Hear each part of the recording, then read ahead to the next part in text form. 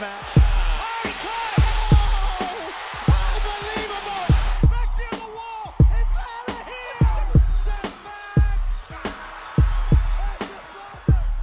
All right, everybody, welcome to a special edition of the Sportsmen podcast. The big ticket today is the Big Sicket, and he is not going to be hosting. So myself and Joey Colcuts are taking the wheel. With you, as always, Joseph DeMar Colcuts, myself, Mikey V, a.k.a. Bear Down Cuz. We're here. Sportsman follow-up episode to the Kyle Long episode. I hope everyone enjoyed that one. We certainly did on our end. Isn't that right, Joe? Oh, I tell you what, the feedback has been unbelievable. Kyle was exceptionally fun to interview. And what I was saying to Ticket the other day is a lot of times people who listen to the podcast, they just want to hear us like banter and go back and forth and do our thing. Sure. When you bring on a guest, it sometimes changes the element of that because, you know, you don't know how they're going to fit within the realm of the other three guys and how they're going to be. And you don't want to come out too strong.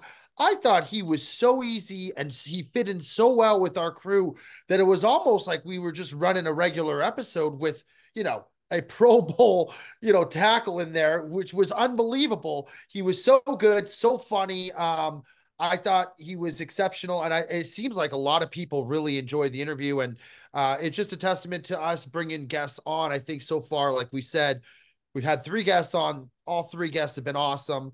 We're working on bringing more guests in. Obviously, I think the episodes where we just do our thing are a lot of fun, but I do think it brings a little different element and versatility to the Sportsman, and I'm all for it. Yeah, you know, if you're doing a sports podcast and you're able to bring on good sports personalities every once in a while, once a month, you know, once every other month, it works a lot better than just bringing them on a podcast where it's not, you know, a sports podcast. Like, it's very relevant. You know, the timing of it, we had Cormac right before the NCAA tournament. We had Stone right before the NHL playoffs. And now we have Kyle Long right after the NFL draft. So the timing of it has been really good. And we'll keep rolling with it. Like Joe said, we're working on more guests and we'll bring you more guests for sure. But let's start off with this past weekend, Kentucky Derby. Our boy Perez was there live and in person. His outfit was outrageous. The alternating Grateful Dead slippers, blue velvet it looked like, which is something to behold. And I'm a Grateful Dead guy, but not to the level that Perez is. But those were tremendous. But anyway, the Derby won by, of course, Mystic Dan, who just edged out a major favorite, Sierra Leone, who was the second favorite behind Fierceness.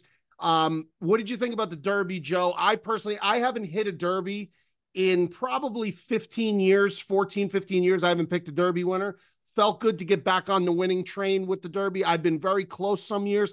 This race was a wild one. I didn't get to watch it live. I was pinned up. I had something going on. I taped it. I went back and watched it after. I didn't realize it came down to literally when you watched it, length of a nose. Did you know the winner already though? When you watched it recorded? I had seen your story, so I knew, okay, but I didn't know that he won in that dramatic fashion. Wow. I saw him winning coming down the final lengths, and I was like, oh, he's going to just pull away. And then all of a sudden I saw the favorite Sierra Leone come in, and it literally, I think they said it was like the first Derby that ended in like a photo finish since like 1959 or so. It was like a long time, which is unbelievable. The fact that you gave out a plus 1,800 winner as one of your 3 picks is pretty unbelievable. And you know what? It's just a special race. It's a special time. Everybody's there. Everything's buzzing. Going back to Perez, he went there with ex Buffalo Bill, one of the highest paid offensive linemen, Eric Wood. He had him in the box. He was chilling with Jameis Winston, Emmitt Smith. That's amazing, it's just unbelievable. Crazy. The guy was just feeling himself, and rightfully so. He looked like $1 million. Yeah, it was tremendous. See, that I honestly think that's the pageantry of it all, right? The Derby is 100%. There's 2 sporting events. Well, there's 3 sporting events on my bucket list, really. But like one of them is only if my team is playing in it. I would like to go to a Super Bowl if the Bears are playing in it. Yeah. The Derby, what's your other 2?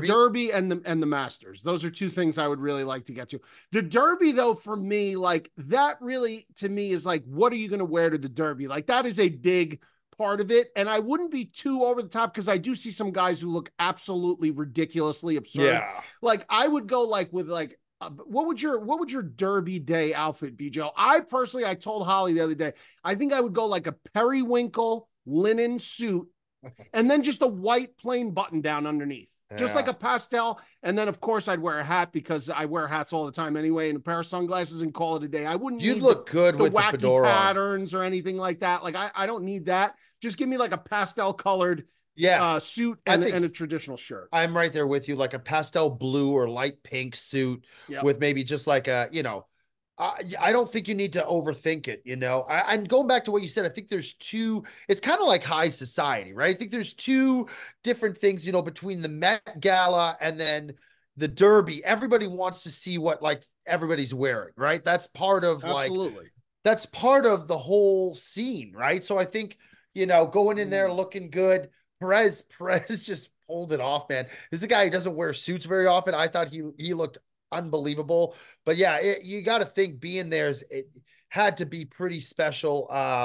It's a race that's as classic as all time. And man, were you going nuts when you watched it live? Like, did you know that you won? Yeah. Like before they announced it, or like how? That's the funny thing. Now, first of all, Joe said high society. First thing I thought of, there's a great movie for those of you who like older classic movies. Grace Kelly, Bing Crosby, Frank Sinatra, High Society. Great movie if you ever get a chance to watch it.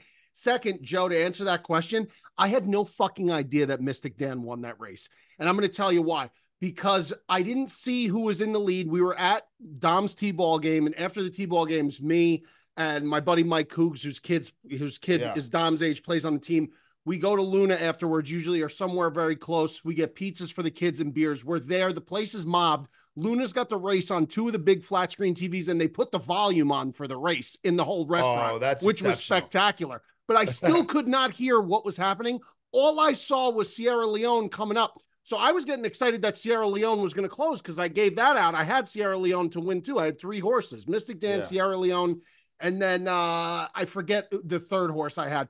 But I had no idea. And then obviously when they had the photo finish, they said it very quickly who was in the photo finish. And I was like, oh my God. And as close as it was clearly Mystic Dan that won. But it was insanely close for a Derby to be that close. I'm glad it wasn't a shitstorm with the weather. They were saying the weather may have played a huge factor, like it was going to be bad, but I'm glad it wasn't. And that was great. It was a great Derby Saturday. We could transition right into from the Derby to some other big horses that are playing right now. And the horses I'm talking about are Jalen Brunson and Anthony Edwards in this NBA playoffs so far. Joe, how do you think the NBA playoffs have progressed so far through round 1 now? Knicks with a pretty dramatic win. Jalen Brunson, 4th 40-point game in a row. First guy to do that since Jordan in 93. And if he gets another one, he'll break Jordan's record for most consecutive 40-point performances in the playoffs.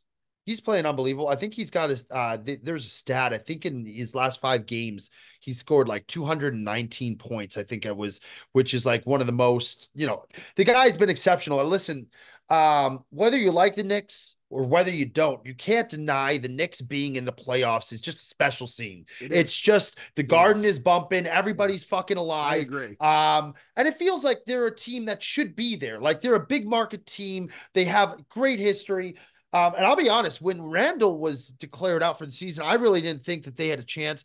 You've seen guys like DiVincenzo, you've seen guys like Hart step up, immensely. So what Brunson is doing is incredible, but those two guys, I think, are kind of unsung heroes in and of it. This, this last game, DiVincenzo got, whether you want to call it an acting job or whatever, he went in there, took a charge in a huge moment, which got the Knicks the ball back. And it was unbelievable to watch like these Knicks games. Like it seems like the last 3 or 4 games, they go down to the wire. Like when they're playing against the 76ers, just like the last 2 minutes, it's just back and forth and big play after big play. So it's been fun to watch. On the other side of the ball, Anthony Edwards, man, I would make a claim there is not a better, more fierce competitor right now in the NBA than Anthony Edwards. I mean, this team, they smothered. I watched Denver last night. I had them in a parlay. I had Denver in a parlay money line. It was minus 275. I had the Bruins, which took care of business. I'm like, okay, all I need now, Denver to win. They lost the first game. Bruins went up big too, right? 5-1. Oh yeah, I had Bruins plus 1.5 and money line. They won by 3. But anyway, so I go, okay, I only need now Denver to win. Reigning champs. They're at home. They lost game 1. Jokic is going to come out, do his thing. Jamal Murray. I will tell you this, and I have been a big person saying, I have said many times, the NBA defense is dead.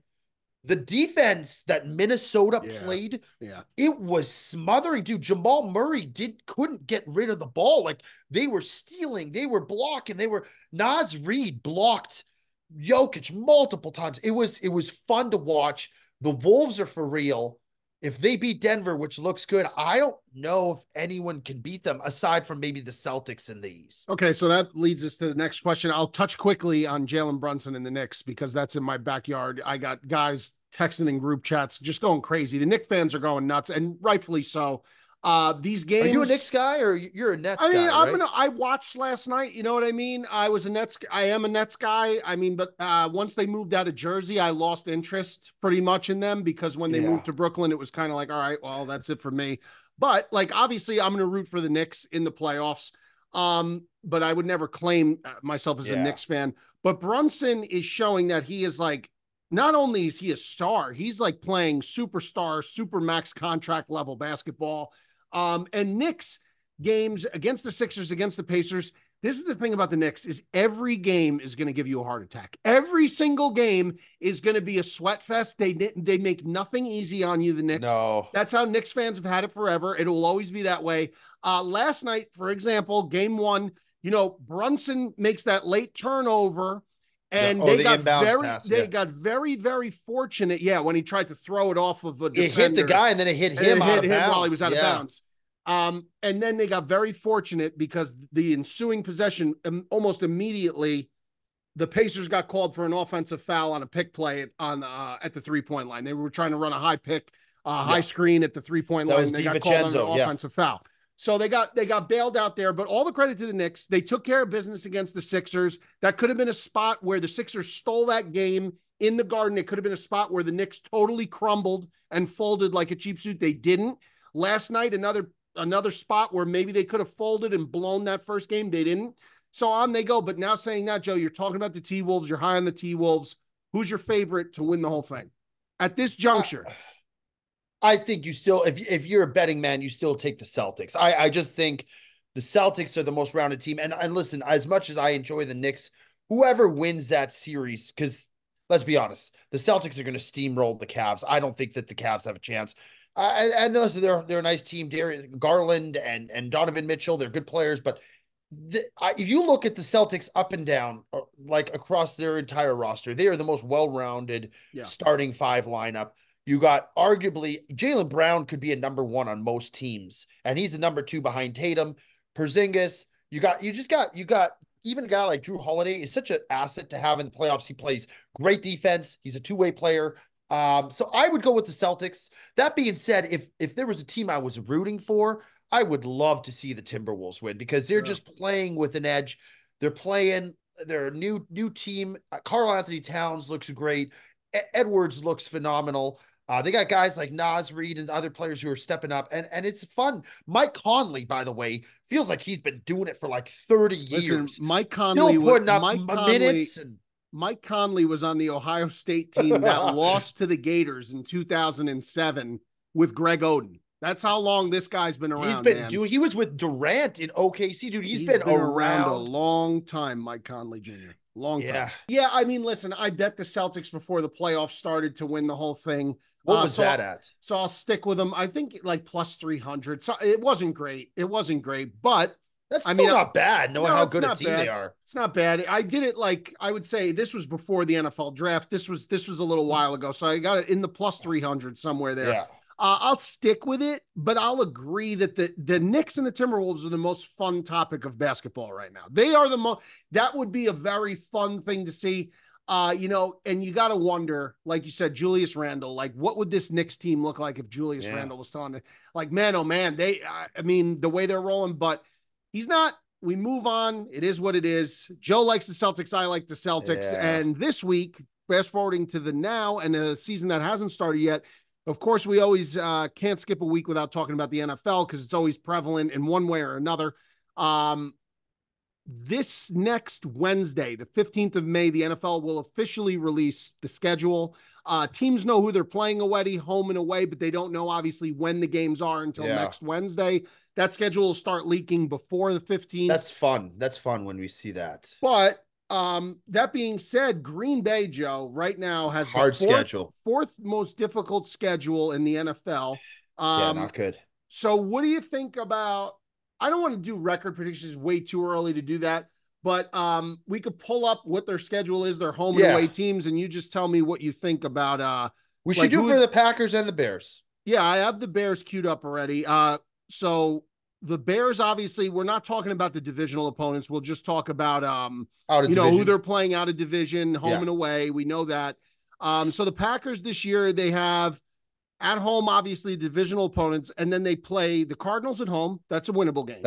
I think that's a very winnable game. Texans at home is going to be tough. At home helps, but yes, the Texans are a tough team this year. That could be a loss too. Now, this is a team that Joey D was very, very keen on last season. He dabbled in them many times, if you remember. Those of us who remember. I certainly remember. It's the Colts. The Colts. I think, where are we playing them? That's a home game for the Packers, which is great. Anytime you get a dome team into Lambeau, that's always a bonus for you. I think the Colts. I'll go this. I'll say Cardinals is a win. We'll go loss to the Texans, and we'll go dub against the Colts. Okay. And this is obviously subject to change when we do our official picks, but right now we're just going through it to let people know what the schedules look like. Saints at home. I like the Packers there. I like the Packers as well. And Joe hates the Saints. We know that. Yeah, Derek Carr stinks. San Francisco 49ers at home. Going to be a great game. Should be a great game. A rematch of that NFC divisional round, which was a fantastic football game. Loss. Okay. There's some teams that have other teams' numbers. This team has owned us for fucking years, and I have not seen any changes or anything enough that makes me believe that we're going to beat them yet. So I'll chalk that up as an early L. Okay. And then the Miami Dolphins. That's the last home game besides the divisional opponents. The Miami Dolphins at home. That's a toss-up. You never know what Dolphins team you're going to get, right? Like one game they look unbelievable, next game. I'd say that's I'd go W. If you get September, October Miami at home, more difficult. If you get November, December Miami, you might be in good shape. Yeah, you might be in better shape. They just always are that classic team that just fades away as the season grows. They start out hot as a pistol. Always they do. Always one of the hottest teams. All right, away games obviously is a little bit easier because you only got 8 of them as opposed to 9 of them. The divisional opponents, again, always on the road. Then you got the Rams on the road. What do you think about that, Joe? I know you're big on Stafford. You always like to play the Rams. The Rams are a sneaky team, man. And I thought they had a really good draft. I'll go L. Wow. Okay. How about Ticks Eagles? Got to play the Eagles in Philly. Fuck, that's a tough game too, man. This is not an easy schedule, dude. No, I'll go L. Fourth most difficult schedule in the league. I'll go L again. Wow. Jacksonville Jaguars on the road. That's a dub. That's a dub. Seattle on the road. That's a dub. And the Tennessee Titans on the road. I think that's a dub as well. Yeah. The away schedule, I think the home schedule is a little bit tougher, where you don't know what you're going to get in Miami. Houston's going to be good. The Colts are ascending, and the San Francisco 49ers are who they are. So the home team is going to be tough to gauge too, because there's injuries and what's so much Anthony happens. Richardson going to be like when he comes back? That's going to be the big question for the Colts. I think he's going to be good. Yeah. I think he's going to get, and then they locked up Pittman now. Jonathan Taylor, I think, if he's healthy out of the gates, could be a big player for them this year. It's just interesting. I think Richardson I think he comes back, and I think he plays well. I really do. Okay. How about let's go through your Bears? All right, let's do the Bears real quick, and then we'll move on. Divisional opponents at home, obviously. Yeah. Then the Rams at home. Rams at home, again, you're taking an indoor team, putting them outdoors. It's going to depend when that game is. If it's later in the year, I really like the Bears. If it's earlier in the year, I like the Bears there, Mikey. Maybe isn't going to make a difference. Rams I'll take the Bears there. Rams in LA are a lot harder than Rams on the road. On the road, I agree. And Stafford, there's a familiarity with Stafford, although the roster's been turned over so many times since Stafford was with Detroit that it really doesn't make a difference, I don't think. Jacksonville Jaguars at home. I'm going to pick the Bears because, again, I need to see Trevor Lawrence and fix whatever issues was going on with that team last year, the inconsistencies, so I'll take the Bears.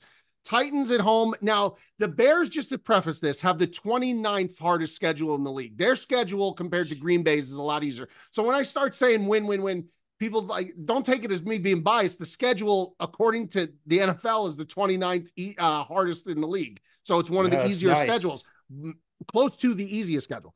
Jaguars, a dub. Titans at home, a dub. Should be a dub. You got that whole AFC East or the AFC East. New England at home. That should be a dub. That's an AFC East. Yeah. Carolina Panthers at home. That should be a dub. God's sakes. Seattle, listen, Seattle could be a weird team. It's hard for me to say they'll lose that game, but I'll just take a loss. Here's what I'll say. They'll either lose the Jacksonville game or the Seattle game. One of those games they will lose. They'll lose one of those games. Away, the divisional opponents, only 8 games. They're at San Francisco. That's a loss. They're at the Commanders. They should win that game. That should be a win. They're at the Texans. I'm going to count that as a loss. And they're at Arizona. I think they should win that game. So, I mean, listen. That's a promising the schedule is very nice. Very nice schedule, especially rookie quarterback. You got to get this whole offense on track. That's a favorable schedule. Hopefully it works out. We will see. We got a lot of more time to talk NFL. Schedule release again is next week. And then we could really do our full season official predictions on win-loss. That'll be fun. We want to get out of the muck here with the mini camps and stuff like that to make sure nobody gets hurt. Next up, before we go to Who's a Problem, before we go to viewer questions, I want to touch on it. We should touch on it. It's a popular topic of conversation. Want to know your thoughts. Hopefully you've seen it. I saw it Sunday night. The Tom Brady roast. I'll start with this. It is absolutely refreshing to be able to watch a program like that where no holds barred, no political correctness, no censorship. It is let it fly. Everyone's laughing. Everyone's having a good time. There's awkward moments, uncomfortability, but sometimes you got to find comfort in uncomfortability to really get to the good stuff. And man, oh man, did I belly laugh so many times Sunday night at some of these jokes and roasts. And I thought it was fantastic. I Who was really your favorite, Mikey? I mean, Jeff Ross is the roast master himself. Ross is incredible. I thought the female Nikki Glazer was unbelievable. I thought she was unbelievable. I thought Dana White made a couple of good jokes. They only gave him a minute. He broke their balls about that. I thought that was funny. Gronk was so goofy and doofy that he just makes me laugh. Edelman was pretty funny. I thought Edelman was amazing. Belichick coming out was tremendous. Robert Kraft, by the way. Robert Kraft coming up. He was hammered. Throwing a couple zingers at his age. Taking a shot with Belichick was wild to watch. That was so good as compared to this cookie cutter censorship bullshit that you're force fed in it seems everywhere. I do think that maybe, hopefully we're starting to turn a corner and getting back to understanding that it's okay to laugh at yourself. It's okay to laugh at things and understanding that these are just jokes. These are just jokes. I agree. Tom Brady loves his ex-wife, I'm sure, very much. He loves his family. Like, it's jokes. Everything has to be taken with a grain of salt for roast. And I loved it. I thought my initial thoughts, a couple things. It started out a little awkward when I watched it. There was definite moments where Brady looked uncomfortable. He didn't look like he was enjoying himself. He didn't look like he was maybe prepped and ready for some of the fucking insults that were flying. But I thought as it went on, it kind of settled in. I thought Kevin Hart did a great job mediating everything. I thought he was very good. I thought Andrew Schultz was hysterical. I thought Yeah. Edelman a bunch of my buddies just saw him at Madison Square Garden last Friday. They said he was unbelievable. He did. I thought Peyton Manning coming out at the end was fun. I'll tell you who I thought was horrific was Ben Affleck. This guy looked like he was He hopped stunk. up on drugs He or something. stunk. Yeah, he I don't even stunk. know what he was talking. Him He and was the two worst. rambling. The He two was worst in my opinion. terrible. Yeah, the two worst in my opinion was him and Randy Moss. Randy Moss, Oh, you could tell like Randy just like that's not. that's when I you know, first tuned in. I was like, oh, this is not very good. Yeah, yeah. And Kevin Hart, even listen, I thought it took Kevin Hart a little while to get warmed up. And once he did, I thought he was very funny. In the beginning, I was like, but I agree about Affleck, Joe. I think he was a total Dude, mess. it was like he was hopped up on drugs or something. He didn't even roast Brady. He was like defending him the whole It time. was bizarre. I was like, what is going on here? So yeah, no, I enjoyed it too, Mikey. I thought it was wild that it was live and it was so edgy. Some of the shit that was being said, some of the refreshing. By the way, bro. did you see? Refreshing. I want to know what your take on this is, and it's obviously a little bit off center, but some of the jokes about Aaron Hernandez that went out were wild, and now his wife, I know, and the came daughter out and is saying, I know. So it's very tough because some people are just going to get offended regardless, and that's right. Some of those jokes, they're on the edge, they're not politically correct, but I thought overall, it was very interesting because I think this was a preface and a big thing for Netflix doing it live, which gave me kind of an understanding of how they're going to run this Mike Tyson fight with Jake Paul. I think it's going to be very similar where it's like you open Netflix, it's right on the center screen. Yeah, absolutely. To watch it live, absolutely. It's taped so you can go back and watch it. To me, I thought it was a hit for Netflix, and they must have killed on this because it's all anyone's been talking about since. I wonder how much Brady made off of doing it. He must have made a fortune. Guy makes a bag at every turn, Joe. Yeah, he's always making money somehow. I also think too, he was down to do this because he has been out of the spotlight a little bit. You know, when he took his shots at the Chiefs too. Took a couple shots at the Chiefs. Peyton, he took shots at the Chiefs. Peyton was great too. How about the shot he took at Belichick about that ring cam coming out of that house? Yeah. I mean, he didn't let it. That's what I mean, man. Nothing's off limits in these roasts. Nothing. I thought Belichick, by the way, was tremendous. I thought it was great. Bledsoe. Yeah, he was. I thought Bledsoe was great. He took a lot of shots. Oh God, he got a lot of shots at him. But no, he was good when he went up. Yeah, but Belichick, I didn't see Bledsoe go up, but Belichick going up, I think it's really good because there's been a lot of like back and forth about his relationship with Brady and this and that. It takes a big man to go there and kind of like, regardless of what his relationship is with Kraft, regardless what his relationship is with Brady, he took part in it. He took some shots. He took his licks. I thought he started off a little, kind of a little, like he was like a little unsure of himself, and he settled in towards the end, took a great shot at Gronk, do your job. Then he said, with Gronk, I watch Fox, just please don't do your job. I thought he was good, and I thought it was good. It was good for his image, especially too, you got to think about it. He's got a lot of pride. He doesn't have a job right now. You know what I mean? So, he was going in there probably knowing he was going to get roasted. I thought it was a cool dynamic that you had all of the Patriots team. Yeah. And you look back at that team and you just realize, my God, how good of a team they had when you start looking at guys like Brady and Edelman and Gronk and Randy Moss. And then, it's just, it's unbelievable. I thought it was fun, Mikey, though. We were all watching it here. The guys were all watching it, and we were dying of laughter. There was some really good moments, and it was long. It was like 3.5 hours. I know, it was very long. I was like, wow. I was like, this is really worth the price of admission. They just kept going and going. Yeah. That's good. It brings us into our next segment, of course, the weekly segment that everyone loves. Who's a problem? Could be a good problem, could be a bad problem. Anyone from across the wide world of sports or otherwise. Joe, are you prepared to do your who's a problem? I'm prepared. Well, first, before I go with my actual problem, I'll tell you what's a real problem and what's banging me is these allergies. I tell you what, you want to go golfing? I am not going to hit the golf course anymore unless I have a pack of Claritin or a leave or something in my fucking bag because I'm getting absolutely body bagged. I look like I haven't slept in weeks. The allergies have been, the pollen count has been preposterous this year so far. Man. Every time you go outside, the car is coated with that green powder shit. It's really hard. I actually had to call to get my car. I had shit all over the fucking hood. I had to call Permaplate because I didn't know what it was. It looked like rust.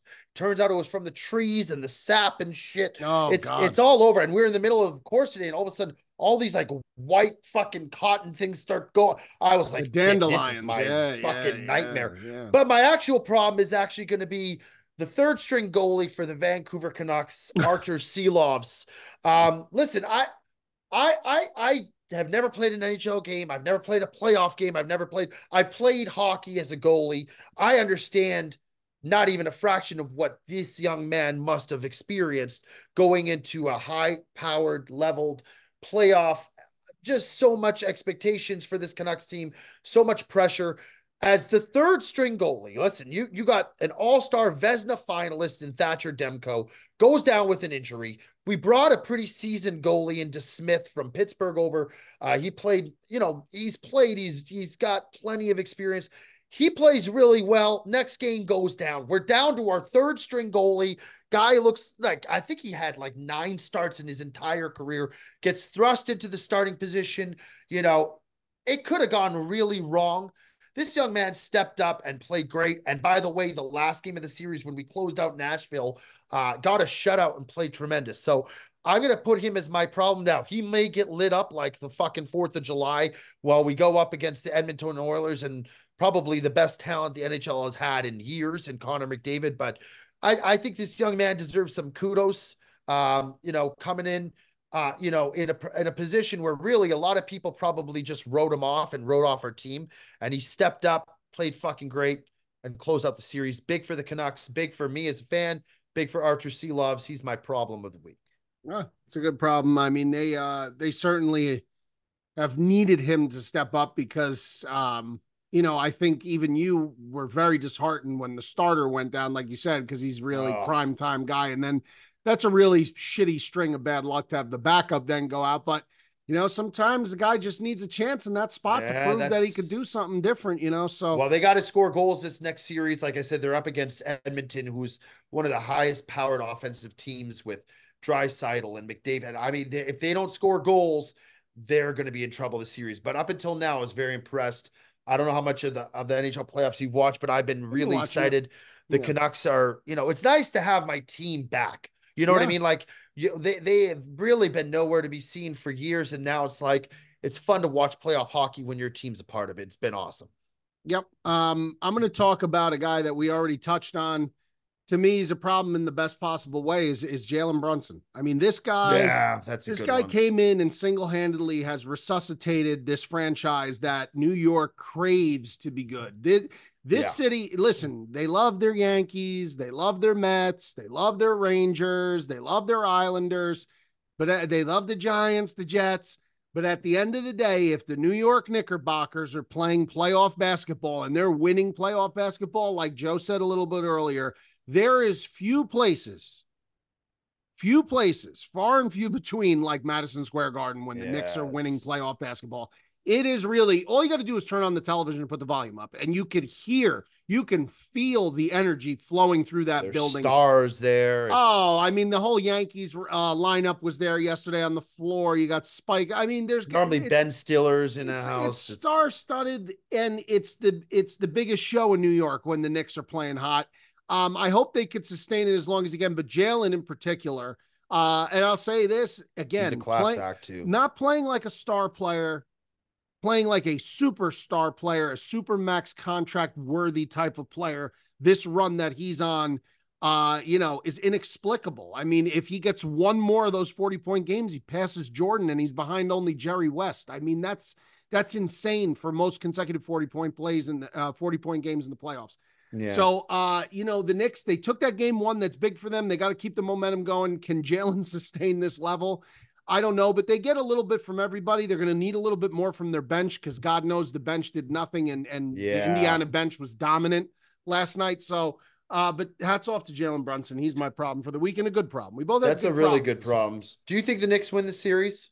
I do. I think they win it. I think they win it too. And then, although Indiana's got some sneaky good players, Halliburton's great. I mean, but I do think the Knicks should win the series. The problem is now that if they win, they're gonna end up going against the Celtics. Yeah, and here's where if they had Randall down low, they might actually have a chance because they could play like a little bit of bully ball.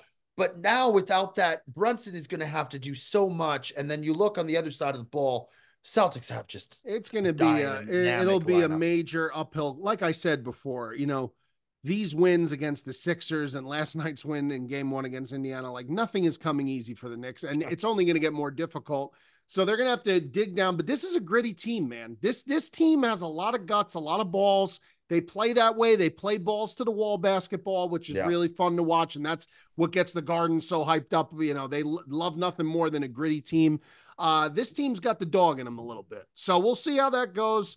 And we'll see, if they could continue this run that they're on, which has been pretty fun to watch. This will bring us right into our closing segments, the viewer questions. We got a bunch of them. We'll try and get to as many as we can. We're doing very good on time tonight. Hour-long episode for you guys. Again, Big Ticket out with an illness, undisclosed. We're putting him on the IR. For how long? We don't know how long he's going to be shelved. Hopefully he really, by the way, he really wanted to make it tonight. He's just got no voice. Young man needs his rest. He's just, he's being worked to the bone. So we wish him the best speedy recovery. And by the way, I'm on the horn with a couple potential guests who could be a lot of fun. And we're not going to disclose names yet, but a couple potential guests who I think will be a lot of fun. And we look to keep it rolling. There is some steam and momentum behind the Sportsmen lately. It is fun to watch, seeing the numbers go up. So if you haven't already, do us a favor, like, comment, subscribe. We'd love to have you on board.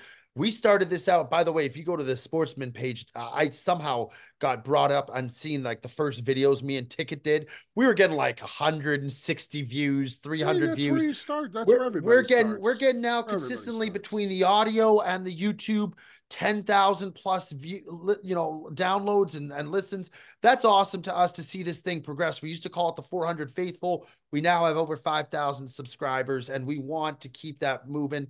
We want to make this fun. It's fun for us talking sports and just shooting the shit. So we want to continue growing our fan base. If you have a friend you want to, recommend the podcast to, we love to continue to grow. And right on cue, we'll start with our first viewer question, Joe. It's going to be a start bench cut question. Bench cut from Dan Burnell. Dan Burnell wants to know, start bench cut, watching sports, poker with the boys, playing video games. Start bench cut. To me, it's easy. It's in order already. I'm starting watching sports. I'm benching poker with the boys. Always can pivot to that on a night where there's not a big game on, or even when there is a game on, you put the tube on and you got the table set up real nice. And then I got to cut playing video games. I like video games, but they're not taking over time spent with friends, gambling, and it's not taking over. Nothing is taking over sports. I would traditionally agree with you. I think sports is in such a high, it's not even in the same stratosphere. That's right. I would watch sports with the boys over either of those two activities any day of the week. The one thing is we started doing this stream and the streaming and Twitch and stuff with the video games.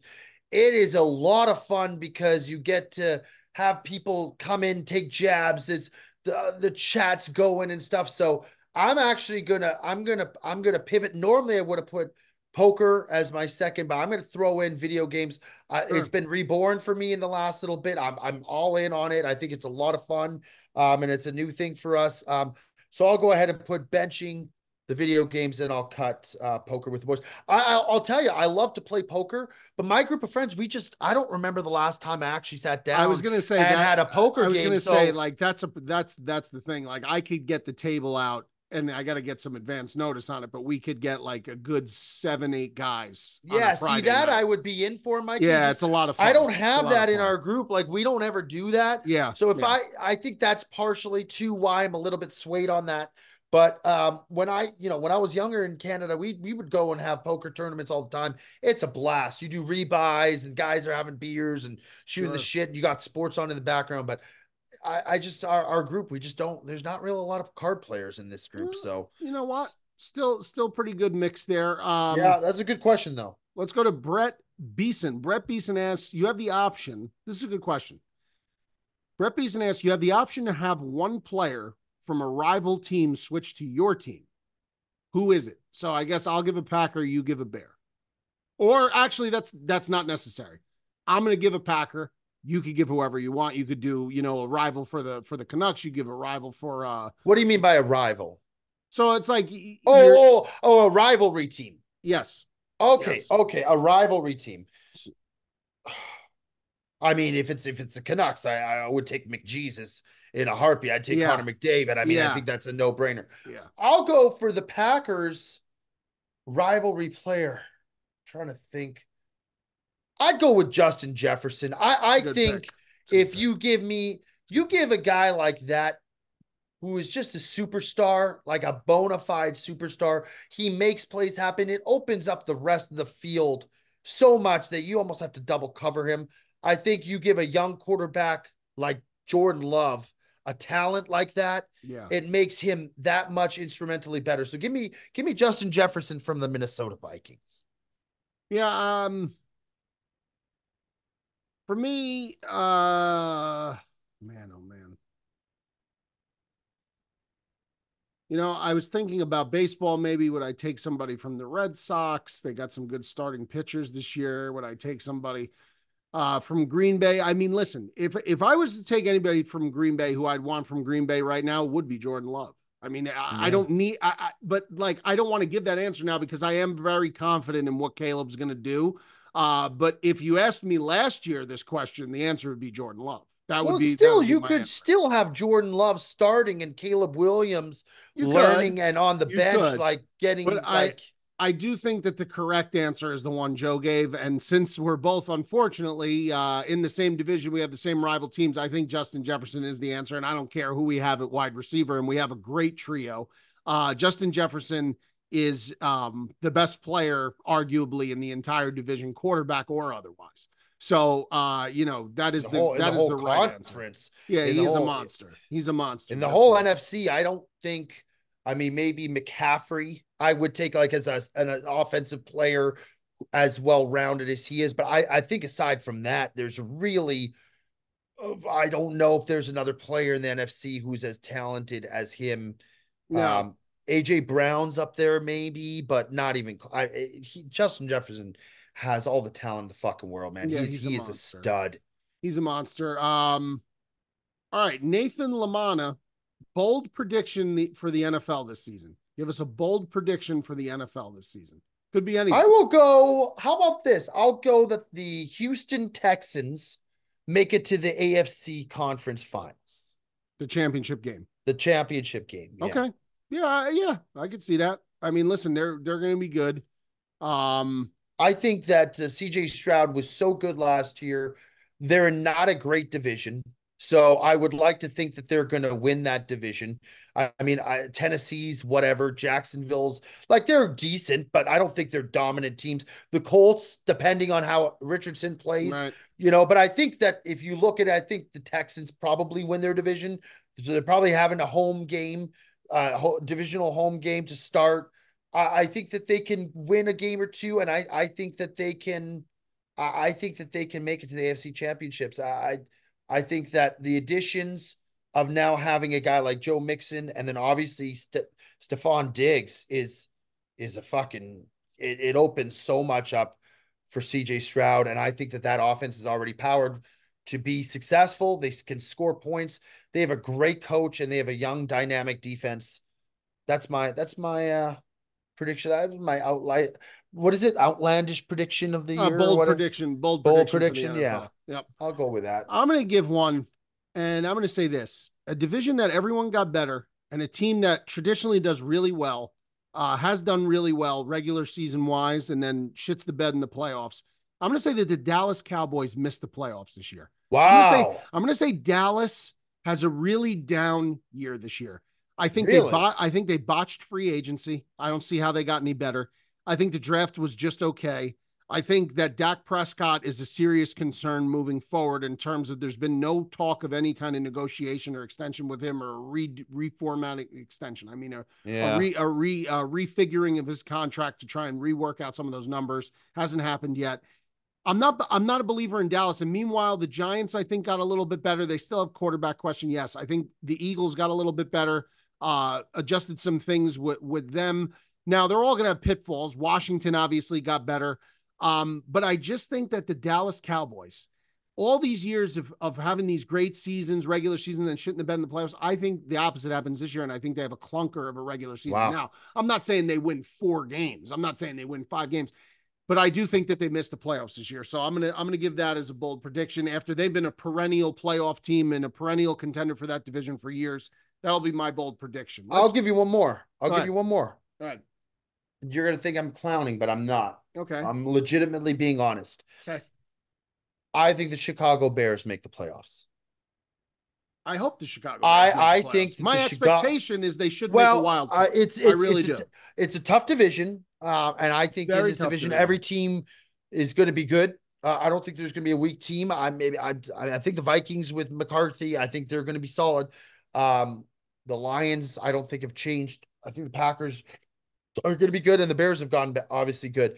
But I do think based on that schedule that you told me, Mikey, and based on the additions and the acquisitions that you guys made in free agency and the draft that you had, the firepower that you have in your offense, it would take Caleb Williams to be just a total bust this year for that offense to not put up points or and be like successful. Or a catastrophic stretch of injuries. For and on top of that, I think your defense is excellent. Yeah, defense is good. Defense is good. I think that if you look at it and if you're just, objective, and I'm a Packers fan, I'm not a pro Bears guy, but I think you guys have the tools to make the playoffs, especially seeing the stretch at the end of the year that you had, the impact that Eberflus ended up having. I know early on it looked like maybe he was going to get fired or whatever. He really came into his own. Yeah. He has something with polls. I think you guys make the playoffs this year. No, I mean, I'd love to see it. I listen, I have a level of expectation for them this year, and it is to compete for that division, and it is to make the playoffs at a wild card spot, if not winning the division. So that is my expectation, and we'll see what happens. And it'll be a long time coming. You might have three playoff teams come out of that NFC North. Yes, very possible. You could easily have a division winner. Well, obviously division winner and two wild cards coming out of that NFC North this year, and maybe it's at the expense of the Dallas Cowboys. Perhaps it is. For our sake, I hope it is. Yes. I'll be rooting vehemently against the Cowboys. Yes, me too. If you this next one is from Jake Kraminski. I think I'm saying that right. Jake Kraminski asks, if you could perfect one club in your golf bag, what would it be and why? I know what it would be for me. Easy. I don't even have to think twice. As driver. It's not even relatively close. I've hit iron shots and wedge shots that have been like, holy shit, what a great shot. I honestly could count the times I've done that with my driver on a hand. I'm just terrible with it. Obviously, for me, my driver's probably one of my best clubs in my bag. I can really smash it when I'm on. I'm on. My wedges are very questionable. Now they've been getting better. I've been getting better. I would say if I could have like a perfected club in the bag, I would take the putter because I think the putter ultimately saves you so many strokes. And there are times where like I'll make a shot and I have to go up and I need to make a putt to save par and I miss the putt and then you end up going, now you're maybe missing a bogey. You end up with a bogey. Yeah. There's so many times where you could wipe out a terrible hole with one really good fucking putt. That's right. And I think the best players, just their putting is great. So if you give me an excellent putter and I can drive the ball as well as I can, I'd like to think that I could maneuver myself at least well enough around that I'm not going to be having triple bogeys or doubles. And I think that's part of the key is just minimizing the blowups. Yes. If I had any doubles and triples, you get bogeys and pars, you're golden. If I had any semblance of a driver, my answer would have been putter. And I think I'm a pretty decent putter, but that would be but I agree with the logic behind that. If you could have a perfect putter, you are going to save so many strokes every round. It's going to be insane. So I get the logic with that, and I totally agree with it. Let's go two more. Let's see this. Colton Novotny. Favorite sports bet that you've ever hit, if you could remember it. See, now for me, big sports hits are harder to remember than the soul crushing. Yeah, why is that? I could remember those with great accuracy. It's like in Rounders. Now they said that in Rounders. Like every great poker player can recall the greatest beats of their life with pinpoint accuracy. But funny as it is, like the big winning pots, they just can't, in the great detail, they just can't give the same memory. But maybe my favorite sports bet. I honestly think the Super Bowl this year. I honestly think it was the Super Bowl this year. I gave out 8 picks. They went 8-0. Yeah, you went nuts. I went ballistic on the Super Bowl, and man, some of those were fun. Like I had first jersey number to score a touchdown between X number and X number, and just like some of them were over under catches, under for the game, the Chiefs, blah, blah, blah, whatever. It would be the Super Bowl. Just the run that we went on in the Super Bowl was a lot of fun. Yeah. It was a lot of fun. It's hard for me to know like one favorite bet. I've had some really good bets. I've had a very good year overall this year. I've had some bad moments for sure. I had 1 week this year, an NFL. It was towards Christmas. I was down a massive amount to the point where like I almost was like, is it even worth looking at placing a wager? Right. And I went all in, and I bet the Atlanta Falcons against the Colts. I bet the first half. That was Christmas Eve. It was a week of Christmas, so I already had like. It was Christmas Eve. I think it was Christmas Eve. It was. Yeah, it was around Christmas. I think so. Anyways, because Christmas Eve fell on a Sunday, so I'm pretty sure it was. Yeah, it might have been Christmas Eve. I bet the Atlanta Falcons first half spread and money line. I bet the Atlanta Falcons game total over. I bet the Atlanta Falcons game spread and money line. That game, and I don't normally talk figures, that game won me over $5,000. And I went from, and it was the early games. Mm-hmm. So I was able to bet in the afternoon. I went from being down a huge amount to after that game, I was like up money, and I was like, oh my God. But I will say it's not a bet that I remember the most fun I ever had, but winning, I guess it's a bet in and of itself. The first time I ever won a fantasy football league, I remember it was a 12-man league years and years ago, and I was in that's always I was fun. Like a college kid or just out of high school, and I think I won like $2,000, and back then it was like you might as well have won $1 million. Oh my God. And the thing about winning the bragging rights and the bragging rights, and it's a culmination of so many weeks. It's like it's such a build up and a crescendo with winning a fantasy league, because it's not like you just, the Knicks are playing tonight, I'm going to bet the Knicks. No, you've been invested in this for fucking 6 months, 5 months, whatever it is. And now you finally get to, I'll never forget it, Mikey. My last game, it was the Packers were playing against the Giants to get a wild card position. Whoever won a wild card. So I had Hakeem Nicks, and I picked him up like the week before on waivers. So I had to have him score. So it was like really turned, because I needed the Packers to win because I'm invested. I wanted the Packers to make the playoffs, but I wanted Hakeem Nicks to do well. And he scored like 2 touchdowns, but the Packers won. So it was like a perfect storm. I won my fantasy. Packers made the playoffs. It was like a euphoric Sunday, and it was just a special. It's not technically a bet, but I guess it kind of is to me. That was the one that I'll always remember. But put money on something you could have lost. It's a bet. I'll say this too, by the way. We've had a lot of in the past prize pick wins off of Mikey V, me and Bob hitting 5 for 5s. I remember there was the Chargers game we hit. First half, we hit the game, and then the second half, we hit 2 5 for 5 plays, and I made like, I don't know how much we win, but we remember we were on the phone, we were going nuts, we were FaceTiming.